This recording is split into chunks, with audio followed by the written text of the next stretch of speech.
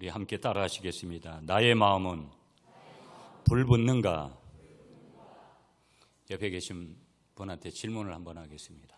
당신의 마음은, 아침부터 당신이라고 그 표현은 부정의 개념이 아니라 존중의 개념이니까, 당신의 마음은 무엇으로 불붙고 있습니까? 요즘 많은 사람들은 잘 먹고 잘 입고 그러다 보니까 엉뚱한데 마음이 이제 많이 불붙어 있다라는 거. 대부분의 여러분, 전 요즘 TV는 별로 이렇게 많이 보는 편은 아닌데, TV를 보면 특히 아침 무슨 연속극이나 이런 것들 다 전부 다 불륜으로 시작해서 어떻게 그렇게 가정사가 저렇게 복잡하게 될 수 있는 건가? 쉽지 않은 건데도 복잡한 가정사들을 묶어서 그렇게 시작을 하고, 물론 마지막은 이제 다 좋은 것으로 끝내기는 해도 결국은 그 안에 있는 그 상처를 고스란히 과연 치유했을까 생각할 때는 엄청난 상처들이, 트라우마 같은 그런 요소들이 잔존해 있을 것이다 분명히. 왜? 인간은 완벽할 수가 없는 것이기 때문에. 그러면서 많은 사람들의 생각이 어디에 있을까? 여러분, 예수 안 믿는 사람들의 생각이라는 것은 지극히 당연한 거고 육의 영역 속에서만 그렇게 있는 건데, 영적인 분야를 생각하고 살아가는 우리들은 과연 어떤가라는 생각들을 좀 하시면서, 오늘 뭐하다 오늘 여기 교회에 왔는가, 뭐하다가 하나님 앞에 나왔는가라는 큰 질문들을 좀 하시면서 오늘 말씀을 좀 경청하셨으면 좋겠습니다. 한 번만 더 따라 하시겠습니다. 나의 마음은 불붙는가? 여러분, 오늘 하나님의 선지자 한 사람을 소개하는데 아주 유명하죠. 여러분, 저도 이 구약에서 예레미야를 참 좋아하는데, 이 예레미야라는 선지자 하면 우리는 고독의 선지자, 또 눈물의 선지자 그럽니다. 인간의 측면으로 보면 아주 불쌍하고 아주 뭔가 안 됐다라는 그런 별명을 떠올리는 선지자가 바로 이 예레미야 선지자입니다. 실제적으로도 그렇게 느껴집니다. 실제 그는 가만히 보면은요, 독신으로 살았습니다. 장가 안 갔어요. 여러분, 가정을 통해서 사람들이 얻는 이 행복감이라는 것은 세상의 최고라고 여기는 거 아닙니까? 가정만큼 소중한 공동체가 어디 있어요? 가정을 이루지 않았어요. 그런 인간적으로 누릴 수 있는 행복도 누려보지를 못하고요. 누가? 이 예레미야 선지자가. 그리고 심판이 임박함을 지금 선언하고 회개를 요청하는 타협이 없는 아주 강직한 예언만을 선포해가지고 그런 얘기하니까, 나를 좀 잘되게 해주고 내가 이 문제를 좀 해결해주고 항상 복을 받는다고 이야기를 해주고 좋은 말만 해도 시원찮은데 매일 강직한 예언을 갖다가 쏟아냈던 선지자가 누구냐면 예레미야예요.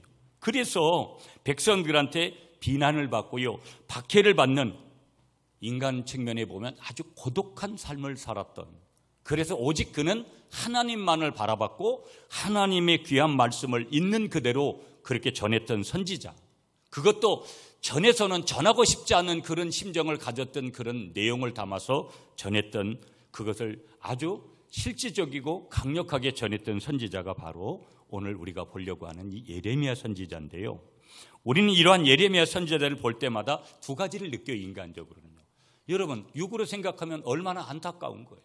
안타까운 그런 마음이 아주 구구절절하게 어찌할꼬 우리가 한편에서는 혀를 차면서, 그 혀를 차는 것이 안타까움의 혀를 차면서 이 예레미야를 좀 우리가 예레미야서를 읽다 보면 당연히 인간적으로 그런 것들이 느껴지고요. 또 하나는 오늘 우리가 포커스를 맞추려고 하는 초점인데, 그의 사명에 대한 열정에 대해서 경외감을 자연적으로 우리가 믿음 있는 사람이라면, 하나님의 관점으로 성경을 읽는 사람이라면 오늘 자연적으로 그런 마음이 성령의 은혜 가운데 내 마음속에 흘러들어오는 것은 자연적인 거고요.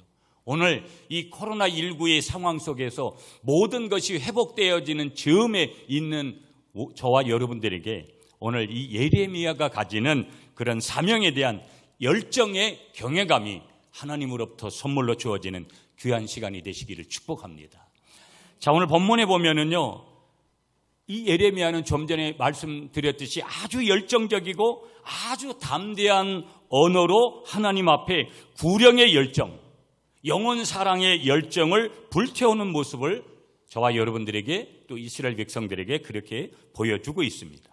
자, 여러분 오늘 본문 9절 말씀이 굉장히 중요한데 다 중요하지만 오늘 9절 말씀, 예레미야 20장 9절 말씀, 여러분이 한번 9절 말씀을 읽어주세요. 시작.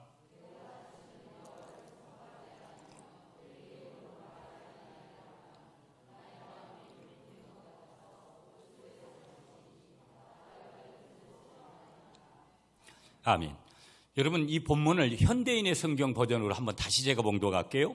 내가 다시는 여호와를 선포하지 아니하며 그의 이름으로 말하지 아니하리라 하면 나의 마음이 불붙는 것 같아서 골수에 사무치니 답답하여 견딜 수 없나이다. 누가 얘기하는 거예요? 지금 예레미야 선지자가 이렇게 얘기하는 거예요. 여러분 이 내용을 조금 한번 좀 해석을 해보면 이런 거예요. 내가 다시는 여호와를 선포하지 아니하며 그 이름을 말하지 아니하라. 나 이제 복음 전 안 하겠다. 나 예수님 믿으라고 옆에 있는 사람들에게 그렇게 안 하고 나 이렇게 사람들이 힘들어하는 메시지 하나님 나 이제 안전하겠습니다. 사람들이 좋아하는 그렇게 입맛에 맞는 얘기만 하고 사람들이 나를 좋아할 얘기만 하겠습니다. 근데 이렇게 고백을 하는 거예요. 그런 마음을 품었어요.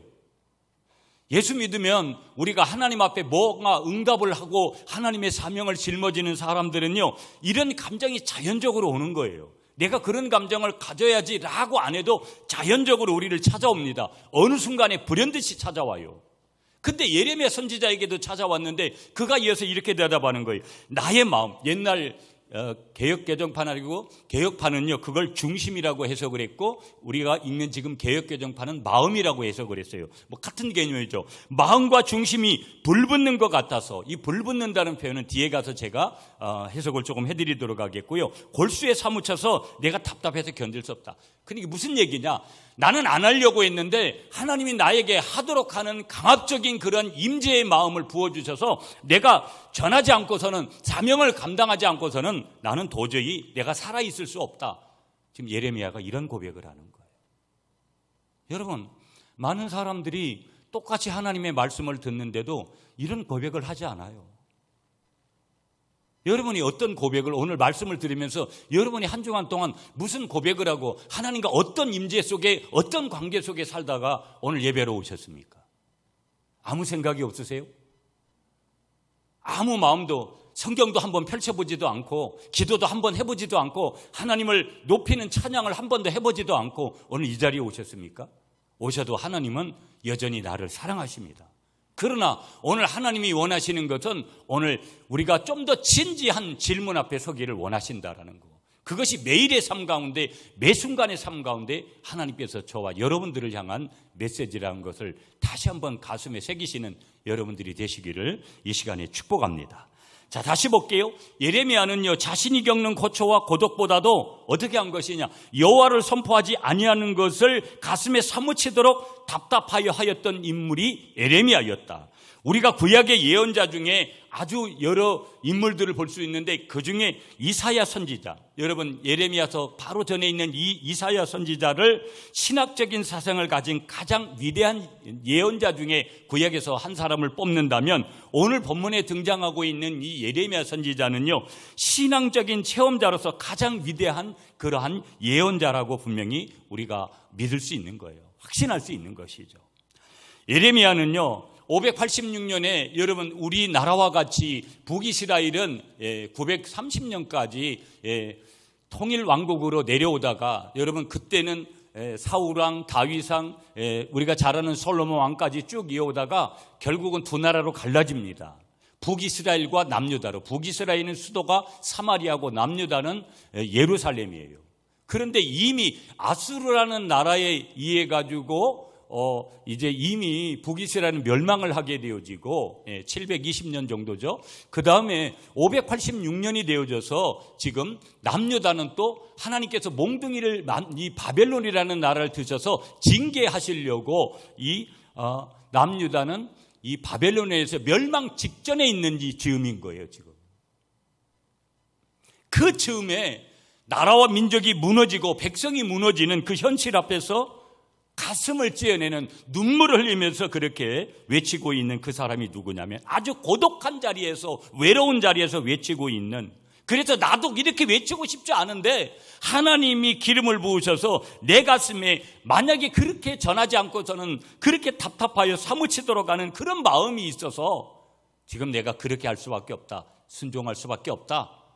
그렇게 선언하고 있는 인물이 오늘 본문에 등장하고 있는 예레미야예요. 그래서 이 예레미야는요, 바벨론이라고 하는 강대국에 의해서 멸망당할 자가 조국의 비운을 보고는 지금 몸부림을 치면서 하나님께 호소하고 또 그 백성을 향해서 울부짖는 그런 현장에 지금 던져져 있던 선지자가 바로 예레미야 선지자라는 거. 그래서 예레미야는 여호와의 공고로 그 어려운 시기에 하나님의 예언자됨을 기뻐하기보다는 그 소명을, 자기에게 주어진 사명을 감당할 만한 큰 그릇이 못 되는 아이와 같은 자신이라고 한편에서는 한탄을 해요. 성경을 읽어보면 나는 원래 그렇게 하고 싶지도 않고 그럴 만한 그런 감당할 수 없는 어린아이 같은 난데 하나님이 그렇게 나에게 말씀하시니까 그렇게 해서 내가 그 하나님의 소명에서 벗어나려고 침묵을 결심하여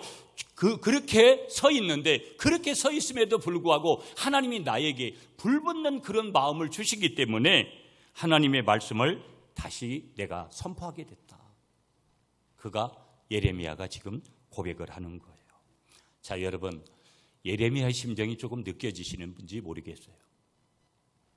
아까도 말씀드렸어요. 나의 마음이 오늘 지금 무엇으로 불붙는가? 어떻게 하면 돈 벌까? 어떻게 하면 좀 부동산을 좀 구입을 해서 노후를 생각하고 자식들한테 뭐를 물려주고 뭐 이런 것도 여러분 나쁜 생각은 아니죠.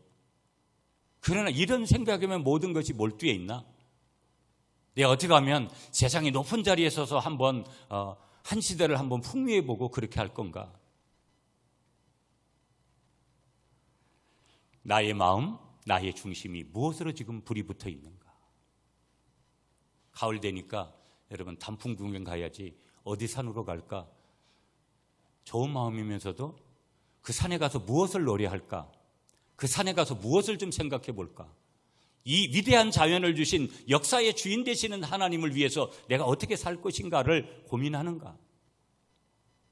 오늘 이 아침에 나의 그 불붙는 마음이 복음적인가, 하나님 중심인가, 하나님을 기뻐하시는 생각과 마음과 중심을 가지고 오늘을 살아가고 있는가, 이 질문을 좀 던져보시면서 오늘 말씀을 우리 조금 더 들어가 보도록 하겠습니다. 첫 번째, 오늘 본문 9절인데 9절 말씀은 우리가 읽었잖아요. 우리 한번 따라하겠습니다. 여호와를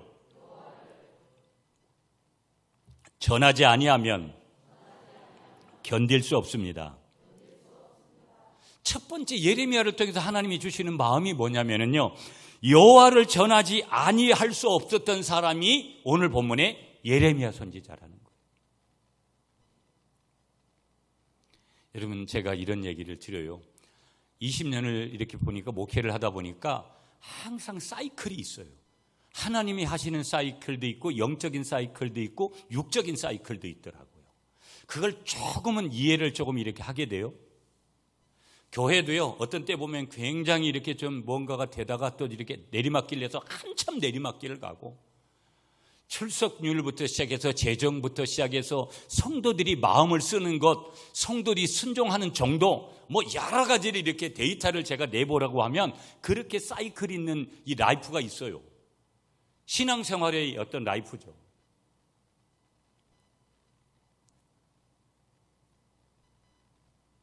그래서 그때마다 처음에는 그걸 몰랐어요. 그런데 그때마다 조심해야 될 때 조심하려고 굉장히 저도 조금 고심하고 기도하고, 그때는 그걸 몰라가지고 기도도 안 했죠.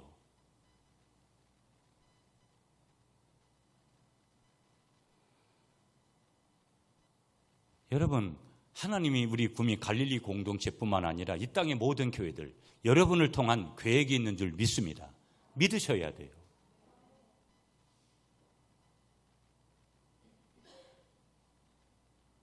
그런데 많은 사람들이요, 사람을 통해서 역사하시는 하나님의 그 은혜의 통로를 항상, 제가 늘 말씀드리죠, 아이의 초점을 맞춰야 되는데 유에다가 초점을 맞춰요.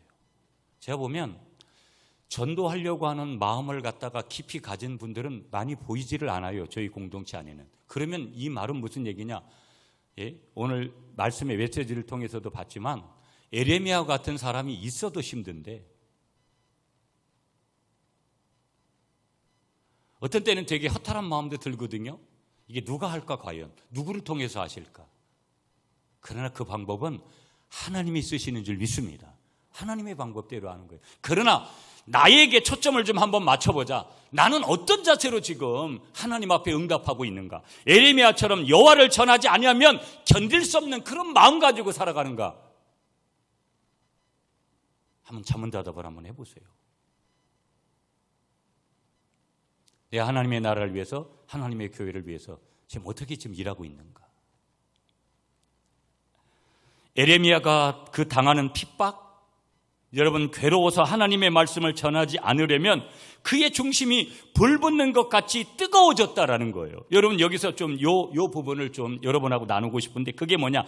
불붙는 것 같다. 이게 어떤 거지? 여러분 그렇게 느끼지 않아요? 문자적으로 성경을 보다 보면. 여기서 불이라는 단어는 히브리 애시라는 단어를 썼더라고요. 구약 성경에 보면 375회나 등장하는 이 애시라는 단어, 불이라는 단어가 나와요. 그러면 여러분 말 그대로 불이에요. 그런데 이렇게 말씀드리면 여러분이 좀 뭔가 느낌이 없어요. 그런데 여기서의 불은 뭐냐? 사람에게, 저와 여러분들에게 하신 하나님의 자기 계시예요. 그러면 저와 여러분들에게 주시는, 예레미야에게 주시는 하나님의 자기 계시가 뭐라는 거예요? 신의 현현인데 조금 더 어려운 단어로 써가지고 죄송하지만 신께서 지금 현재적으로 말씀하시는 내용이에요. 그 내용이 뭐냐? 복음을 전하라는 거예요.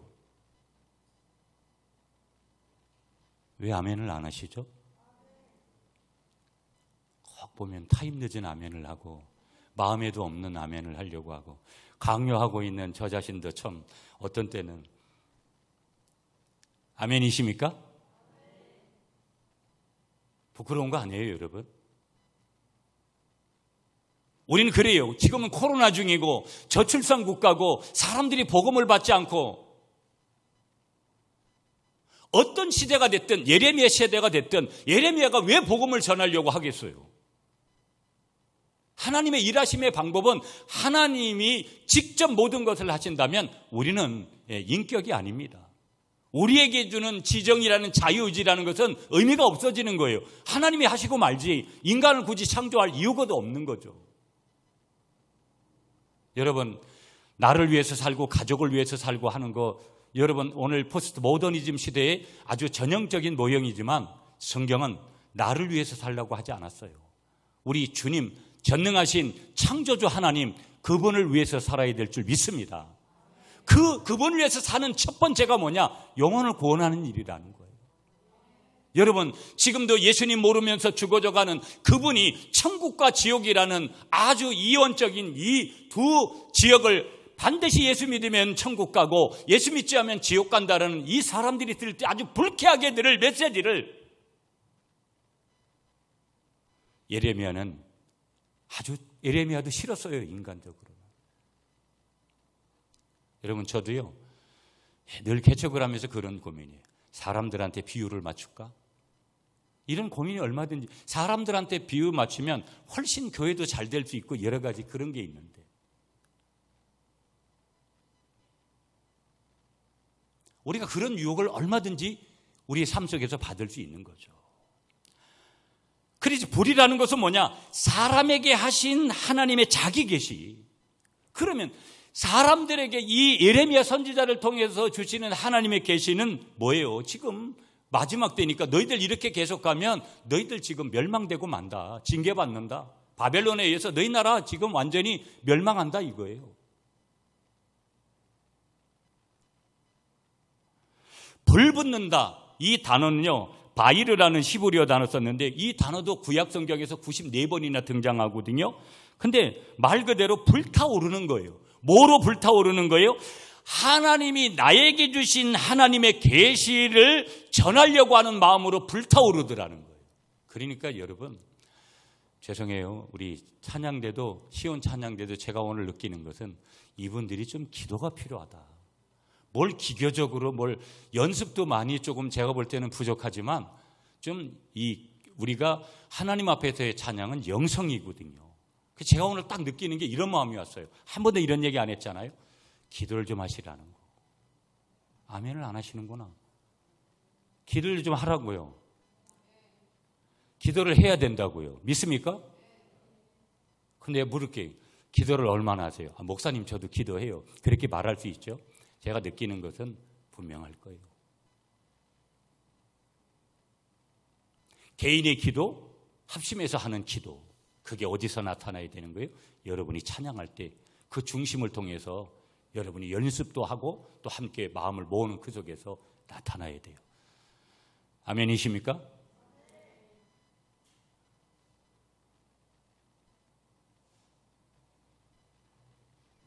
사람에게 준, 나에게 준 하나님의 자기 계시, 예레미야에게 준 하나님의 그 계시를 내가 정말 불붙는 것 같아서 불타올라서 내가 아니하고는 그래서 해야 된다고 긍정적으로 바꾸는 사람이 누구냐면 예레미야 선지자예요. 그가 그 말씀을 전하지 않고는 견딜 수 없도록 마음속에 하나님의 강권을 받았다라는 거예요. 여러분 제가 이렇게 얘기를 해도 제가 목사니까 설교자니까 이런 얘기를 해도 순종하는 것은 여러분 각자의 몫이에요. 여러분 오늘 말씀이 없습니까? 순종할 말씀이 없는 것이 아니라 순종할 사람이 없는 거예요. 순종할 사람이 있으면 하나님의 놀라운 역사를 우리 모두가 다 교회 안에서 교회 밖에서 우리가 확인하고 보게 되는 줄 믿습니다. 아멘이시죠? 하나님의 말씀을 전하게 되면 어디까지나 자력이 아니었다라는 거예요. 여러분 우리는 어떤 때는 저도 마찬가지인 거예요. 어떤 때는요 기도하기가 힘들고 어떤 때는요 설교 준비도 얼마나 힘들고 저도 얼마나 여러분 바쁘게 사는지 여러분이 좀 아시는지 모르겠는데 저도 굉장히 바쁘게 살아요. 우리가 자력으로는 뭔가 좀 다르게 해보고 싶은 마음이 저에게도 있고 여러분들에게도 있는 거예요. 그런데 어디까지나 예레미야도 타력에 의해서 하나님에 의해서 하나님의 힘에 의한 것이고 자아의지에 의한 것이 못 된다라는 거예요. 여러분 신약 성경에 오면 대표적인 인물이 사도 바울이잖아요. 그런데 바울도 전도 책임을 강조하면서 고린도전서 9장 6절에 이렇게 고백을 해요. 내가 복음을 전할지라도 자랑할 것이 없으면 내가 뭔가 하나님의 일을 했어요. 내가 봐도 멋지게 한 것 같아요. 그래도 그것을 자랑할 것이 없으면 내가 부득불 할 일임이라. 만일 복음을 전하지 아니하면 내게 화가 있을 것입니다. 여러분 저희가 이제 떡 전도하고 요즘은 이제 빵도 좀 이렇게 가져와서 하는데 우리 전도사님하고 또 우리 이태욱 권사님 몇몇 분들이 참 고생해요. 다른 권사님들은 다 돈 벌러 가가지고 밥이라도 한 끼 내야 되는데 밥도 잘 안 사. 참 고생들 하시더라고요. 며칠 동안이나 전사님이 뜨고 가셔서 다 받아와가지고 또 어떤 때는 그래서 여름에는 떡전도 하지 말라고. 왜 그러냐면 또 쉬었다고 뭐 연락 오고 여러 가지 그러니까. 그래도 여러분 몇 명을 전도했느냐 안 했느냐 그게 중요한 게 아니라 그렇게 하고 있는 자세들이 얼마나 아름다운 거고 얼마나 보기 좋은 거예요. 주중에 안 나오시는 우리 권사님들 전도하시는 분들한테 반드시 밥 한번 하시기를 축복합니다. 아멘 소리가 좀 크지 않은데요. 그건 뭐 알아서 하셔야 돼요. 자, 이 하나님의 사람 예레미야는요, 심중에 마음에 불붙는 것 같이 사명감이 어땠다라는 거예요. 뜨거웠다라는 거예요. 그렇다면 예레미야만 뜨거우라고 이 말씀을 주시는 게 아니에요. 여러분, 오늘 이 코로나 여전한 중에 우리에게도 여러 가지 어려운 여건들이 있습니다. 먹고 사는 문제가 단순하지 않은 그런 시대가 있습니다. 그러나 오늘 하나님이 우리에게 질문하시는 것은 너가 복음을 전하지 않으면 답답하여 견딜 수 없는 사명감에 불타는 그런 마음이 있느냐? 오늘 이 마음을 사모해야 될 줄 믿습니다. 우리 구미 갈릴리 교회도 이 땅의 모든 교회도요. 복음 전할 마음이 있으면 그 교회는 반드시 생존하고 그 교회는 반드시 부흥을 이루는 교회가 하나님의 교회가 될 줄 믿습니다. 아멘이시죠?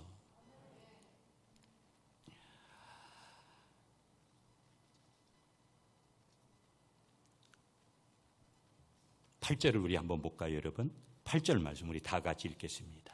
시작. 내가 말할 때마다 외치며 파멸과 멸망을 선포함으로 여호와의 말씀으로 말미암아 내가 종일토록 치욕과 모욕거리가 됨이니이다. 예. 여러분 보세요. 내가 다시는 여호와를 선포하지 아니라, 내가 다시는 하나님의 이름으로 말하지 아니하리라. 아무리 외쳐도 듣지도 아니할 뿐더러 오히려 감당하기 어려운 일만 당하니 이런 고생 더 이상 하기 싫다라는 거예요. 여러분, 내가 이제 은혜 받고 내가 예수 믿고 교회 와서 막 봉사도 하고 또 내가 또 하나님의 일들을 해요. 이제 10월이잖아요. 이쯤 되면 사람들의 마음에요, 여러 가지 서운한 마음들이 와요. 이제 내년에는 찬양대 오늘 목사님이 기도하라 그랬는데 내가 여기서 기도까지 하면 기력이 완전히 힘들었네. 도저히 이런 저기에선 내가 연말쯤 가가지고 내년에는 좀 찬양대에 대해서 한번 생각을 해봐야 되겠다. 물음표를. 이런 생각들이 오게 돼 있어요. 사역을 많이 하신 분들은요, 번아웃 되는 쯤에 이런 인간적인 생각이 저에게도 오고 여러분들에게도 와요. 옆에 계신 분한테 인사하세요. 그러지 마세요. 예. 여러분, 물질에 대해서도 내가 그렇게 아깝게 번 돈을 교회 와서 헌금한다? 이게 여러분 어려운 거예요. 인간적으로는 쉬운 게 아니에요. 아까운 생각이 얼마나 드는지 몰라요. 어떤 때는 내가 좀 이런 거 드리는 거에 대해서 좀 줄여야 되겠다, 이런 생각도 와요. 예레미야도 그런 생각했으니까요. 그러나 예레미야는요, 그에게 맡겨진 사명을 감당하기가 너무 어려워서 그만두겠다고 생각하니 그렇게 생각을 했는데, 그때 하나님이 은혜를 주시기를 그의 중심이 불붙는 것 같이 뜨거워서 골수에 사무치기 때문에 답답하여 견딜 수 없다. 그렇게 할 수가 없더라. 여러분, 목구멍에까지 그런 생각이 와도 그런 생각을 하나님의 은혜 속으로 던져버리시는 여러분들이 되시기를 축복합니다. 내가 여러분 몸을 드릴 수 있는 거, 내가 시간을 드릴 수 있는 거, 내가 물질을 드릴 수 있도록 하나님이 허락하신 은혜가 크다라는 것을 감사하시고 여러분의 그 자리에 서서 묵묵히 달려가시는 여러분이 되시기를 축복합니다. 예.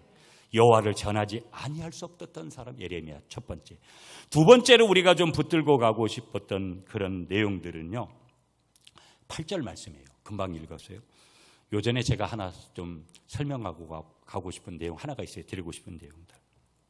2020년도 이제 10월 18일 기사예요. 그러니까 며칠 안 됐죠. 지난 주간의 기사인데, 국민일보 기사가 어떤 기사가 실렸냐면, 오늘 한국교회에 목회에서 가장 어려운 점이 뭐냐 하는 설문조사를 냈어요. 그 1순위가 뭐냐면요, 새신자의 유입이 감소됐다라는 거예요. 교회마다 새로운 얼굴들이 보이지를 않는 거예요. 제가 요즘 오늘도 새로운 분들이 계시는데 수요일에도 그렇고 계속 몇 주에 하나님이 새로운 얼굴들을 보내주셨어요. 정말 그분들이 교회에 등록을 하시든 안 하시든 감사했어요. 오늘 오신 분들 저희 교회에 등록해서 저희 갈릴리에서 신앙생활 하시기를 축복합니다. 새가족이 유입이 감소한다라는 거예요. 심각한 거죠, 여러분. 그래도요, 저는 무슨 말씀을 드리고 싶냐면, 전투적으로 복음을 전하는 교회는 그럴 리가 없어요. 왜? 예수 믿지 않는 퍼센테이지가 얼마인데. 여러분, 구미시도 복음화율이 10%가 안 돼요. 90% 이상은 아직도 예수님 믿어야 할 뿐인 거예요. 그러므로 여러분, 저와 여러분들에게 맡겨진 복음을 전하는 이 사명을 감당하시는 여러분들이 되시기를 축복합니다. 두 번째 2위가 뭐였는지 아세요? 헌신된 평신도 일꾼이 부족하다라는 거예요. 교회 봉사가, 여러분, 이 교회 사명 중에 대표적인 것 중에 하나가 교회 봉사인데, 이 봉사를 타종교나 이단이 이런 사람들이 훨씬 더 잘해요. 두 번째, 그러므로 예레미야는 한번 따라하세요. 사명감이 확실했습니다. 여러분, 내가 말할 때마다 외치며 파멸과 멸망을 선포함으로 여호와의 말씀으로 말미암아 내가 종일토록 치욕과 모욕거리가 됨이니이다. 치욕과 모욕을 당해도 그는 변함없이 복음을 선포하고 하나님의 말씀을 선포하는 그 자리에 서 있던 그 사람이 누구냐? 예레미야였다라는 거예요. 여러분 구약에 느헤미야를 읽는데 느헤미야 1장 4절에 가보시면 느헤미야도 조국을 위해서 울었습니다. 여러분 교회를 위해서도 하나님의 백성을 위해서도 울었지만 나라와 민족을 위해서 울었던 사람이 누구냐면 바로 이 눈물의 선지자 예레미야거든요. 유대 백성의 영혼이 썩고 부패함을 보고 울은 거예요. 나라와 민족이 썩었다는 것 때문에. 그래서 하나님의 심판의 징계 몽둥이에 바벨론에 이제 포로로 끌려가기 직전이라는 것 때문에 눈물을 흘린 거예요. 여러분 진보와 보수가 나눠져서 싸움질들을 하고 정치판에서는 날리고 나라가 어디로 갈 건가, 누가 잘했느냐 잘못했느냐를 떠나서 오늘 교회는 이 나라와 민족을 위해서 반드시 저와 여러분들의 흘려야 될 눈물이 필요한 줄 믿으시는 여러분들이 되시기를 간절히 축복합니다. 예레미야는 그 일 때문에 고독한 거예요. 인간의 심정으로. 예레미야가 전하는 말씀은 하나님을 대신하는 하나님의 뜻을 전하는 말씀이었는데요. 당시 다른 예언자들은 어떻게 했느냐? 자국의 구원을 위하여서 바벨론과 싸우도록 그렇게 권했어요. 그런데 보세요. 예레미야는요, 유독 예레미야 38장, 오늘 20장을 보지만 더 뒤로 가서 38장에 가보면은요, 뭐라고 얘기하냐면 바벨론에 항복하라는 거예요. 이미 하나님의 계획은요, 하나님의 목적은요, 바벨론의 포로로 끌려가지 않도록 만드는 것이 아니라 바벨론에 항복하라는 건데, 하나님의 뜻을 바로 전하고 있는 눈물의 선지자, 그러기 때문에 눈물 흘리면서 그렇게 기도도 하고 했는데, 예레미야 선지자의 복음은 바벨론에 항복하라는 것이었는데, 다른 예언자들은요, 자국의 구원을 위해서 바벨론과 싸우도록 그렇게 권하고 그렇게 외쳤다라는 거예요. 이건 방향이 굉장히 틀린 거예요. 팩트가 중요해요. 하나님 마음이 중요해요. 하나님 마음은 바벨론에 항복하라는 거예요. 그것 때문에 어떤 의미에서 예레미야 선지자도 눈물 흘리면서 굉장히 괴로워하는 거예요. 이 예레미야 선지자는요, 그런 것 때문에 결국에는 이 말 때문에 감옥에 들어가고요, 만국 후에 추출되고요, 죽임을 당하게 되지만 이런 말을 할 수밖에 없는 예레미야의 심정, 그게 얼마나 답답했을까? 예레미야서를 조금 깊게 읽는 분들은요, 그 심정이 느껴지만 내가 하는 일들이 그렇게 중요하지 않게 되고 하나님 앞에서 기도가 얼마나 중요한 것인지를 말씀 반드시 받게끔 되어 있다라는 거. 예레미야 38장 2절에 가보면요, 칼과 기근과 연병에 죽는 것보다 바벨론에 항복해서 살라. 그게 사는 길이라는 거예요. 항복하는 게, 포로로 끌려가는 게. 그래서 하나님의 뜻이 어떤 거고 하나님의 사랑이 어떤 것인지를 거기서 새롭게 고백하고 회복하고 다시 일어나라는 거예요.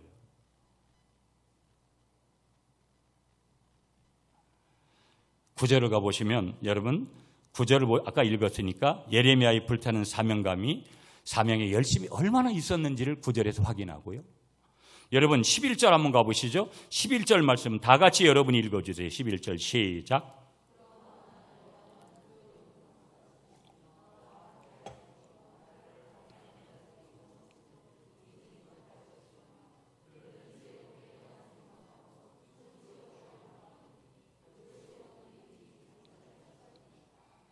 여러분 그러면서 이 예레미야는요, 하나님이 이 시험을 이기게 할 것을 확신했어요.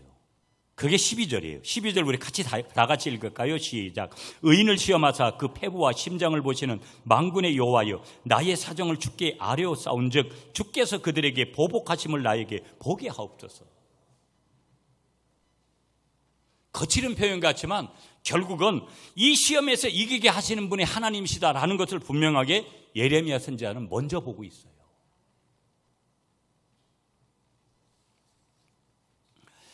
그러므로 여러분, 오늘 두 번째로 주시는 말씀이 뭐였느냐? 오늘 우리에게 주셨던 말씀,